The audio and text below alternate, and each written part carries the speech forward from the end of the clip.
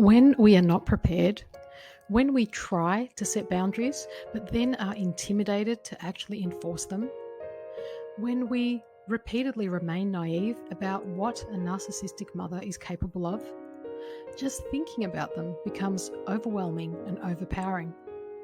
They count on our awkward silence and passivity, and our inability to effectively respond rewards their bad behavior. So they keep doing what works for them, not for you. They expect you to be rattled but not do anything about it. And any narcissist considers this a win. They've dominated you into submission yet again. This is how we were programmed to react to bullies, or rather, not to react at all, because it often triggers a trauma response. We freeze or fawn because of that aggressive energy. So we are repeatedly intimidated back into a state of frustration and helplessness. It's infuriating and exhausting. No wonder we feel anxiety, even at the thought of seeing them again. Unfortunately, you will continue to be avoidant of the possibility of engaging with them. You'll feel controlled by them and apprehensive about any family invitation until you learn a few techniques and are a little better prepared. I watched someone I love being attacked, insulted, and humiliated for decades. I was never shown what to do or what to say. And even when I tried, it was unsuccessful. So I bottled a lot of anger due to this feeling of the situation being hopeless. But this is why I became very passionate about language and psychology, even though the cult I was raised in condemned my interest in anything outside their controlling indoctrinations. I was supposed to remain passive, afraid, and subservient, and that was considered a success. I can't tell you how witnessing endless bullying and experiencing ongoing psychological torture, how it fueled a fire within me. So I feel like I've been training for this position my entire life, to help people like you who feel dominated by these impossible situations, to assist those of you who feel emotionally tormented by supposedly the people who love you. And I hope to offer you perspectives about how to better navigate these crazy making situations, but with clarity, grace, and ease. If we don't come into these engagements with already an established connection to peace, we will be rattled and will fail to follow through even on our best intentions. That unresolved anger and dread will bubble just under the surface. It's not easy or predictable managing narcissists.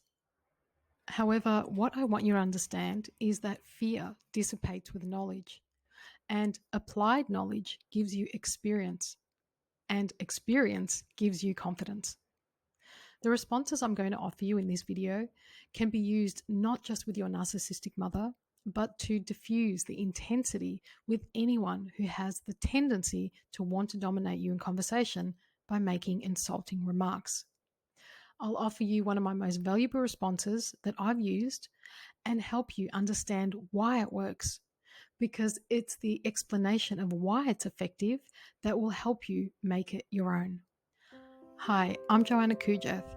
I'm a transformational mentor and the author of Unveiling the Narcissist.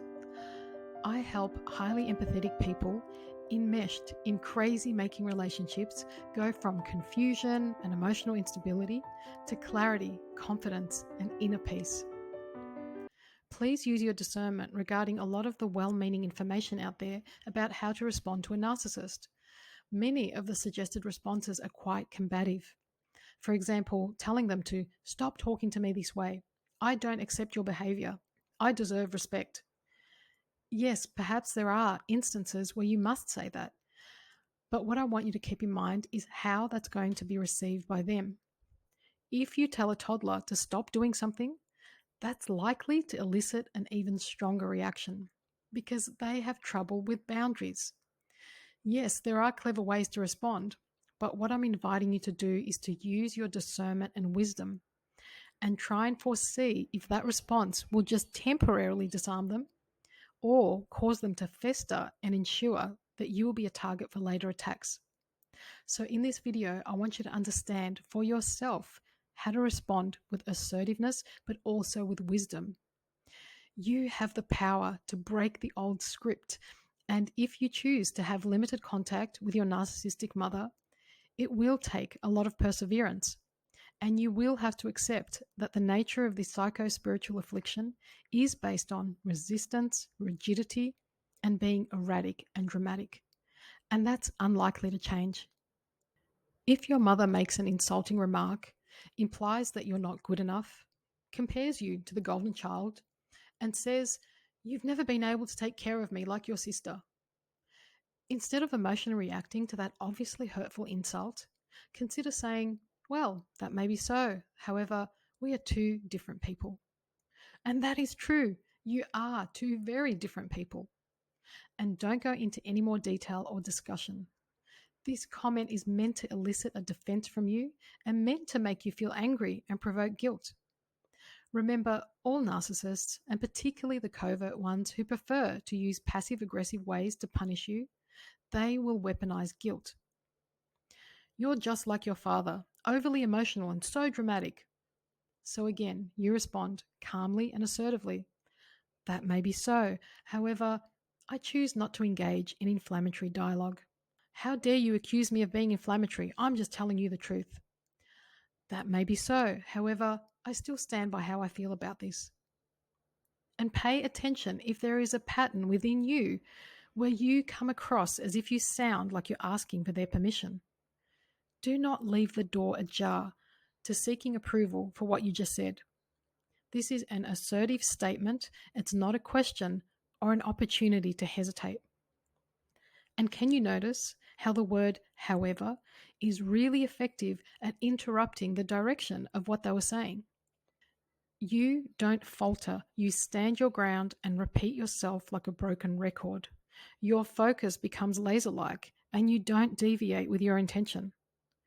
When she says, "You're breaking my heart. This is all your fault."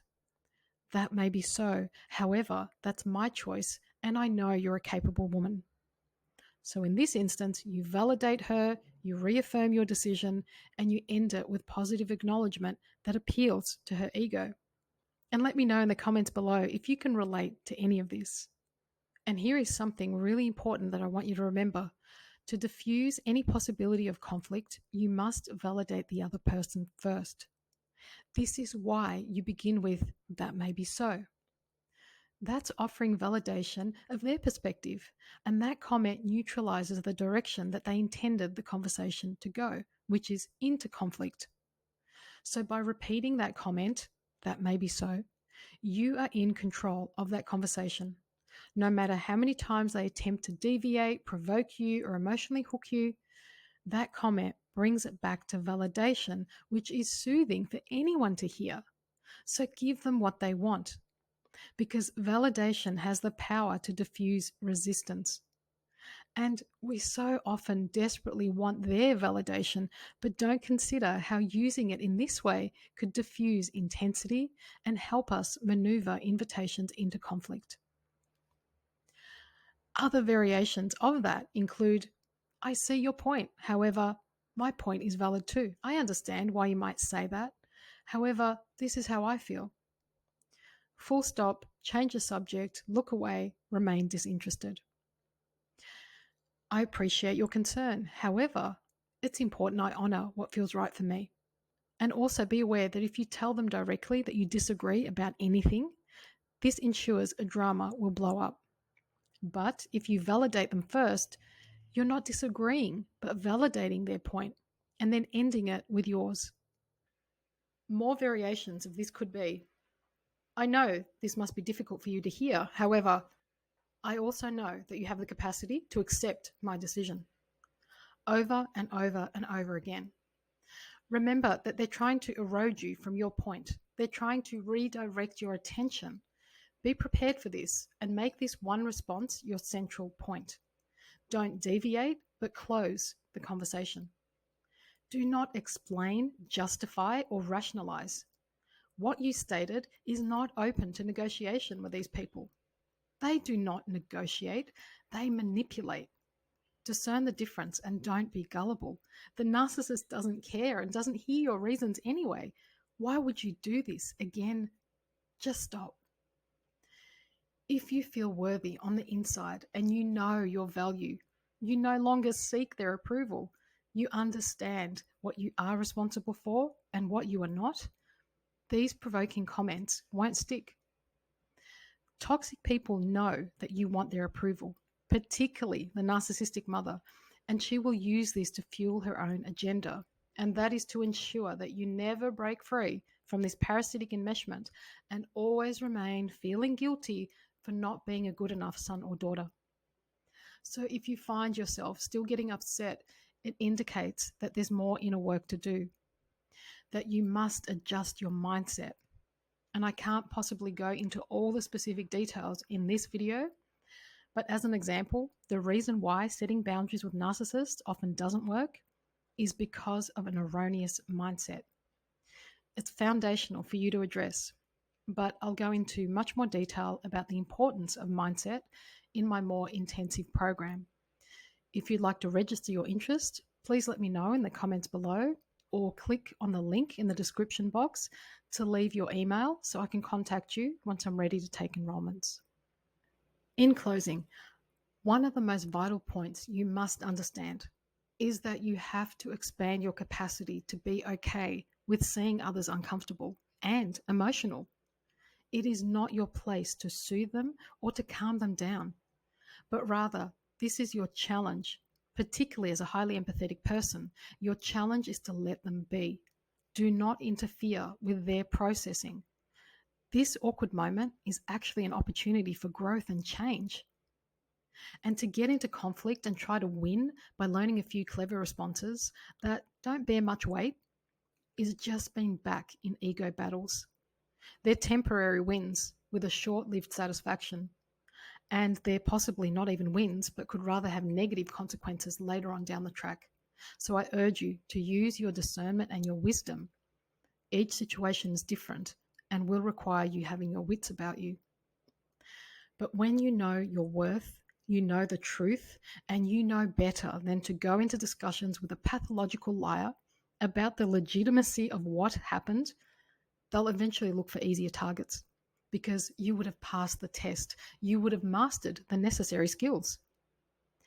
And remember, you do this from love, not from anger or hate or wanting to punish her, because if you do, then you've already lost. However they react is about them. Let it be. Allow it to play itself out. You are only responsible for honoring your alignment. And this isn't about being right or trying to prove a point. There are higher planes of awareness to function from and to perceive them from. They obviously are very emotionally stunted, that they keep resorting to these same dysfunctional and childish ways of desperately trying to control. And now I'd love to hear from you. Let me know in the comments below what responses have been effective for you in your particular situation.